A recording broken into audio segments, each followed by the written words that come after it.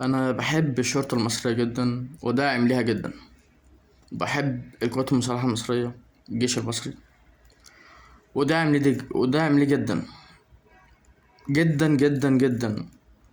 بحب سيادة الرئيس عبد الفتاح السيسي، رئيسي وافتخر، والقائد الاعظم لمصر.